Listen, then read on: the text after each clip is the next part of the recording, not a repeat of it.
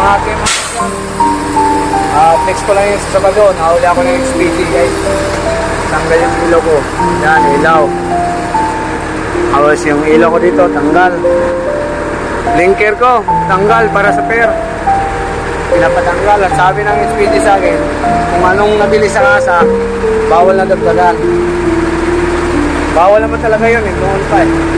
Ang ano ko lang dito, kasi pag may ilaw tayo, napapa-smile tayo, di ba? Doon lang tayo kumukuha ng lakas para sa puyat at pagod. Kunting kasiyahan ng mga driver, wala. Bata sila eh, wala tayong magawa. Kaya kayo mga tinangkol, mga ilaw nyo, tandaan ang baklas.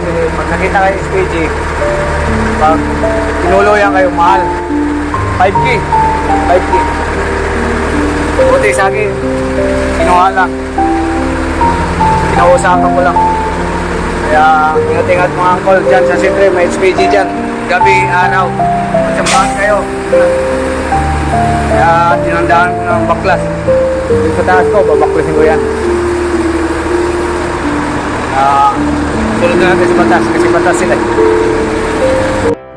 Yun na nga guys, papaalala lang ako sa inyo, bawal na talaga yung ilaw guys. Batas sila, wala tayong magawa eh. Pero yung binubuli tayo ng Chinese, hindi sila nagre-react. Hindi patas talaga yung ano natin, gobyerno dito sa Pilipinas.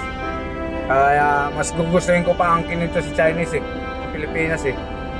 Binubuli na natin ng Chino, walang react yung mga Pilipino. Kapwa mga Pilipino kamo ang magpapahirap ng kapwa natin Pilipino. Diba? Kunti kasiyahan ng driver, wala. Inaano ng gobyerno natin, kunting kasiyahan lang yun eh. Kasi doon tayo kumukuha ng lakas para sa puyat at pagod. Diba? Pag may ilaw tayo sa truck, napakasaya. Napapa-smile ka sa sarili mo. Oh, ang ganda ng unit ko, diba? Wala eh, bata sila eh. Kaya ingat-ingat guys.